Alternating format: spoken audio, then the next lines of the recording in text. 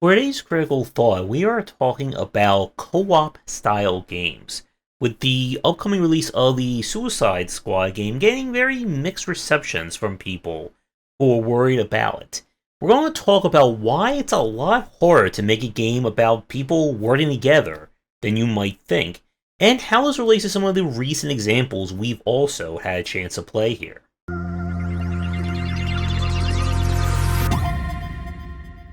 Co-op gameplay and co-op design has been one of the more popular mainstays of multiplayer that is not built predominantly around competitive or team versus team style of plays, with the likes of Left 4 Dead, World War Z, the Vermintides, all the Tide style games.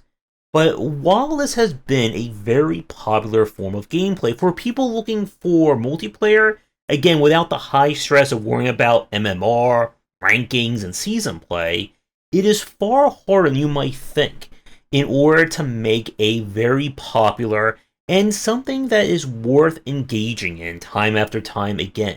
It's not as simple as just throwing numbers and loot boxes and monetization at it.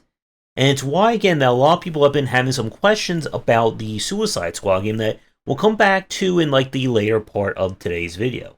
But when it comes to co-op gameplay and co-op design, there are several factors that are intrinsic to the challenge of making it. So the first one is getting people together. You see, the more players that are required for the intended experience, the harder it becomes to make this all work. So 1v1 is fairly simple. 2v2, 4v4, 16v16, 32 versus 32, and we just keep adding in more and more people. It becomes a lot harder to balance, becomes a lot harder to make sure that your networking code or your online infrastructure is right, and it also becomes a pain to find people. You see, one of the surefire signs that a multiplayer game is on its way downhill is when it becomes harder and harder to get a general match going. And it's why for any game that's trying to bill itself as a multiplayer-centric title, you need a community before launch. Do not think that if you make a really good multiplayer game, 5 million people are going to show up day one, sight unseen, to start playing it. If someone loads up your game day one and there's a 50-minute wait time to get a match going, your game is dead. There's no way to get around that. And it's why, again, that a lot of developers have taken a really going all-in approach to multiplayer design. It is a double-edged sword. And while we're not going to talk about too much of the positives here in this video, I do want to just quickly make sure everyone knows about them. Multiplayer and co-op design work really well in terms of long-term engagement. It's why so many of these games are built around live service play. They want you to play it daily. They want you to go for the loot boxes and buy expansions and go get all the resources and currency and shiny guns and pants and belt buckles and all that to keep you playing day in and day out, week after week, month after month, year after year, until, who knows, the machines rise up and take over. But because of that focus, it's become so much harder to get people to try these games in the first place, especially if they notice any kind of pain points, design problems, or just it doesn't feel right on day one. Now, the challenge of multiplayer design, especially on co-op design, is really built on this next point. People suck. And you know who really sucks? You. You watching this video right now. I know you're out there. You are terrible whenever we play. You fed mid, you startled the witch. I'm sure you're the one who threw that grenade while we were sneaking. And you have just ruined every single game. You have lowered our MMR rating for our team. Unlike me, who can do no wrong, and I've played every video game absolutely perfectly every single time. Later. Are you kidding me? Jokingly aside, part of the challenge of cooperative gameplay is twofold. How do you get people to work together? And how do you get people not to stab each other in the back? Both are very different problems, despite, again, dealing with people. So let's start with the co-op point of this. The challenge of co-op is that you have to make the team work better than the individual characters. And again, when you have different players of different skill levels, this can become a very mixed bag of an experience. You could have 4 newbies who have no idea what they're doing. You could have 4 experts, 1 expert, 3 noobs, and we can just keep throwing out these combinations. And if it becomes horrible to play your game, unless you are at the super optimal, we are all god gamer level tier at it, then it becomes harder to find general plays. And a lot of co-op games and just multiplayer in general can live or die based on how the quick play, general play, regular match, however you want to define it, works in your title. And that will come back up in a few minutes when we get to our first example. But for multiplayer, and specifically with co-op gameplay, it's a very hard balance to walk in terms of how powerful any individual player can be. This has been part of the design creed of games like Left 4 Dead, World War Z, and the Tide games. That, yes, you can be good, but the enemies are explicitly designed to counter one person. Smokers will grab you. Hunters will pounce on you. You can be boomed. You can be rushed by a mob can incapacitate you. And how the team can coordinate and deal with these threats is very important. A very classic example of this approach is designing an enemy who is, well, shielded in the front. They have a shield. They're going to target someone, but their lovely back is exposed, and maybe there's like a flashing red orb on there, just letting you know, shoot right there and you'll kill him quickly. If you're trying to fight him solo, you're not going to be able to get those back shots. But if your buddy over there can maybe see that, maybe they can help you out. And again, part of this challenge when it comes to getting people to work together is trying to avoid the lone wolf syndrome, where one person can just basically do the entire work of the team. During my peaks of playing Left 4 Dead, my friends came with a tier list, so they rate everyone on a scale of 0 to Josh, with Josh being Josh tier, or legendary. And Thorn can attest to this because we were playing the game together. There were discussions on the forums about whenever you see Josh, your strategy should be mob him and destroy him. I was basically the raid boss of Left 4 Dead. There were a few times during the peaks of my play that I was accused of hacking and aimbotting by the other team because I was too good at it. And again, in a situation like this, one player can certainly do the heavy lifting of the entire team. But that doesn't necessarily lead to good co-op play. Now, the other issue, as I said, is that people tend to try and backstab everyone. Hey, there's a shiny piece of loot over here, but only the first person to get it will unlock it. Of course, everyone's going to shoot each other in the back and try to get it for their account. And you have to be very mindful when you're designing your game as to how do you facilitate good co-op play and how do you either punish or remove bad play. A great example of this is from Deep Rock Galactic. In Deep Rock, you have a team of 4, you have 4 classes, each class has its own specific role and transversal power that works or coordinates with everyone else. There is a legitimate and very well-suited reason for everyone to work together. If the gunner needs help to get up to a thing up there, they can have the engineer create like the foam platforms. If the foam or the engineer needs to get to a spot to lay down a turret, the gunner can lay down a zip line. If they're needing more high up altitude exploration, Scout can do that, and the driller can just make all those lovely little tunnels. Not only that, but friendly fire is radically reduced in Deep Rock, more so than any other like shooter-based game I've seen. So even if you do get that bad player who just wants to shoot everyone in the back, A, they're not going to do a lot of damage, and B, if they keep doing it, it's very easy to kick them. And this is something you have to be very mindful of when you're building your game. What is it like to play your game with great players, with not so great players, with a mix of the two, with someone who's just legendary, or with someone who just wants to cause trouble? You have to go into design your game with all the tools and functionality to get around this. So with that said, I want to switch gears and talk about two recent examples of co-op games that we've played, and how both, they're good in some respect, but they don't lead to like the perfect co-op experience.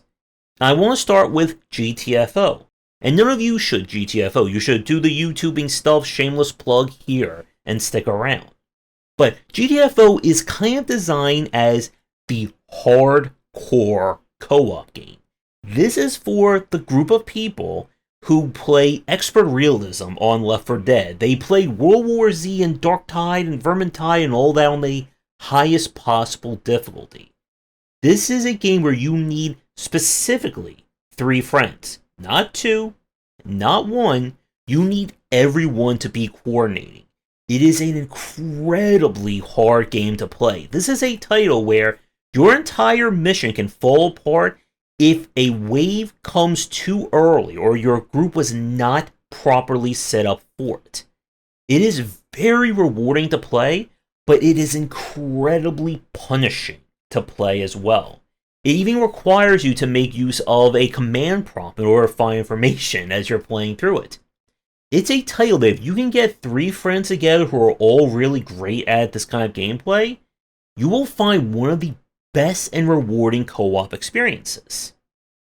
But if you don't have those 3 friends, this is a horrible game to play. Because the coordination and teamwork that is required is so high, it kind of destroys any chance of getting a quick or random match. When I play Deep Rock, I can hit, open my game up to a lobby, and I will usually get a full house within a minute or 2. That does not work in GTFO. You need to already have a crew assembled in order to play this game. And because of that, it's an example of a game that has really solid gameplay, but despite the high requirements for co-op, I don't think it's a great co-op game. Again, with the caveat that if you have 3 expert level friends who want to play the game with you, you will enjoy this one. So, let's switch over to the opposite end of the spectrum and talk about the Anacrusis. Anacrusis? I'm sure I butchered that name. This is the retro, future, disco, Left 4 Dead, but replace zombies with aliens kind of game. And Thorn and my friend Boy and I, we went through this with a puppy, and it is a entertaining game. It doesn't really punch above its weight class, in a matter of speaking. You're not going to find the same level of in-depth gameplay as GTFO or the unique co-op of, say, Deep Rock Galactic. It feels very much like a Left 4 Dead reskin. We did like how you can get these different passive upgrades that change how weapons behave for your character over the course of a run, and some of the set pieces were really nice.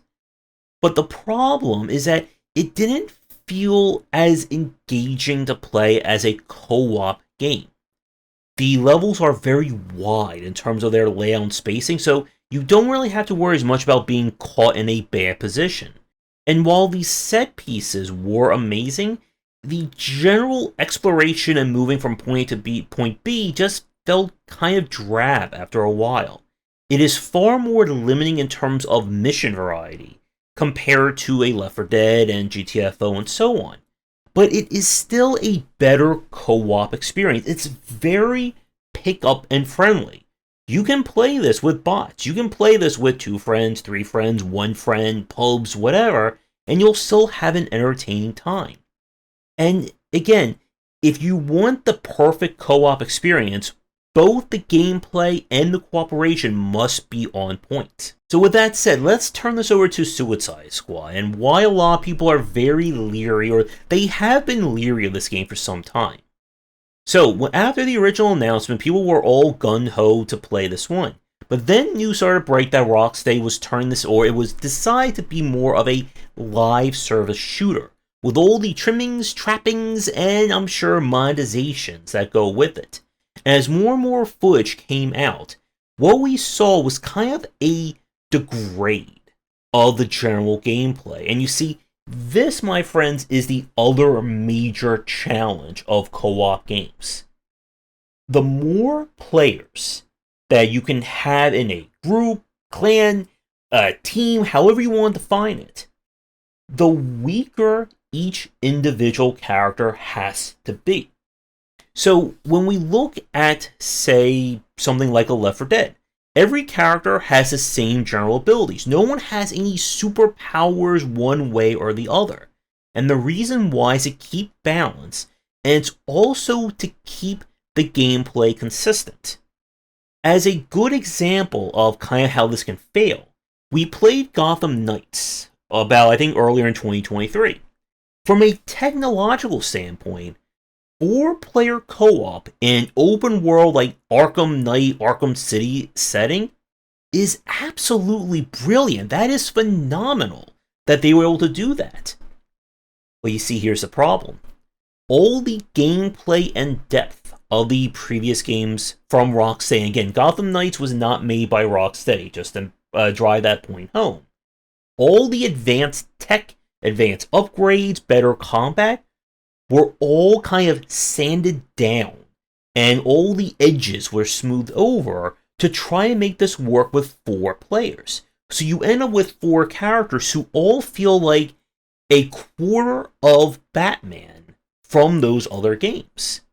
The combat got very repetitive, it was very loot-driven, gear rating, gear level focus, and it just felt like a lesser product like that. And more importantly, and this again is that other problem when it comes to co-op design, if you're trying to build a co-op game, you still need to make the game feel good for a single player if you offer that mode. It's why a lot of developers who make very multiplayer-centric games, competitive or otherwise, they will have very specific modes. They may only have like 2 modes, competitive and casual. They don't want to split the consumer base. They want to make sure that their intended experience is the best and preferred way of playing. When we were trying Redfall out earlier in 2023 as well, there were inklings of a good game there. But it still felt like everything was being pulled and stretched and contorted like taffy to try and make this a live service title. And again, I need to point this out. If you think you can slap loot boxes, daily, weekly play, and premium currency onto any game and turn it into a live service, that is not going to work. So, to bring this back to Suicide Squad, as we're watching footage of it, all 4 characters, they just look and feel very much the same, except for maybe like their one superpower or special move, how they're going to find it. They're all running around and shooting guns. And again, the guns have different rarities. I'm sure there's going to be mods for the guns, and you can customize them and all that, but it still leaves us with very generalized and more generic gameplay. Imagine if they could make an actual game where you have the full powers of Batman, Superman, Wonder Woman, and the Flash. And how amazing would that be to play a game just like that? Now you see, here's the point that kind of makes this channel different from the other YouTube gaming channels. What I just said there is actually an awful idea for a video game. If I took this to WB or Disney or whoever owns DC these days, I'm not even quite sure, if I pitch them this idea and gave them the budget that I think it would be worth, they would probably laugh me out of that office faster than you can say Excelsior 5 times. So here's a question, and this is a good test of your own knowledge of game dev. Why would this be a horrible idea to actually build a game around? What do you think? Let me know in the comments there. But you see, the answer is very simple. How the heck would you balance a game where you have on one end of the spectrum the strongest man on the planet who can lift buildings, melt everything with heat vision, fly. And then you have on the other side, you have Batman, whose superpower is money. How do you make gameplay that is going to be compelling and interesting enough, can be spread across 4 completely different gameplay modes? And let's just make this, again, let's be very serious here. If we're talking about the full extent of these 4 characters' powers, we are essentially asking someone to build 4 different games and lump them into one.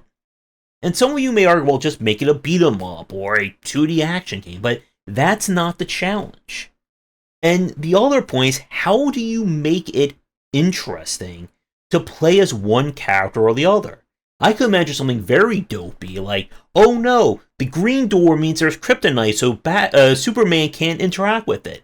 But the yellow door is, super speedy and only the Flash can go through it. And maybe there's a door that can only be hacked by Batman, can't be punched through by Wonder Woman or Superman.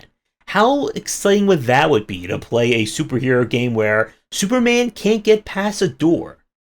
It will be just as interesting as having him have to fly through numerous rings with very wonky physics, and no one has ever done that before, I'm sure. To wrap up our video for today, co-op gameplay, when it works, just like with some of the other high-concept genres that we've talked about, again, stuff like a very challenging push-forward shooter, action games, and again, even just the live service genre as a whole, these can become studio-defining titles. It's why people have been chasing after the Left 4 Dead crown for now, I think it's been almost over a decade at this point, maybe even more so, and why a lot of them have failed. Good co-op design is about making something that is interesting to play, it's simple to get into, it rewards people who work together, and it should be fun to play game after game, match after match, group after group. One of the worst things you can do is design a co-op game that is only meant to be a one-off. You beat this map and there is never a reason to play ever again. There's no variance, no differences, not any of you play with different people. It's just the same exact thing, one after another. And on the other side, you don't want a multiplayer game that it feels like everything is being forced around the multiplayer, that everyone needs to catch up to their dailies, they need to grind to get the best guns, and if they don't have the right gear rating score, then screw them, they're worthless to the team and they should never hang out with you. And you have to square those two circles somehow. And if you, once again, think just throwing in gotchas and loot boxes will turn your game into a live service co-op fest, it doesn't work like that. And you still need to make the individual gameplay mechanics and systems engaging. It should still be fun and cool and interesting to play your game as a one-player group, a duo, a trio, a quartet, penta, septuple, I don't know, why don't we have a 100-player co-op experience? Where's my 500-player Earth Defense Force co-op shooter? Someone let me know when that one is coming out. But again, for those of you watching, what were some of your favorite co-op experiences? And can you name some examples of games that try to do co-op and it just did not work? Whether it's from a kind of live service, like meta standpoint, or just wasn't all that fun to play by yourself or even with 2 or 3 friends. Let me know in the comments down below. That's going to do it for today's video. Thank you so much for watching. Be sure to do the YouTubing stuff people tell you to do. If you're interested in more of my thoughts on design, check out my books wherever they are sold.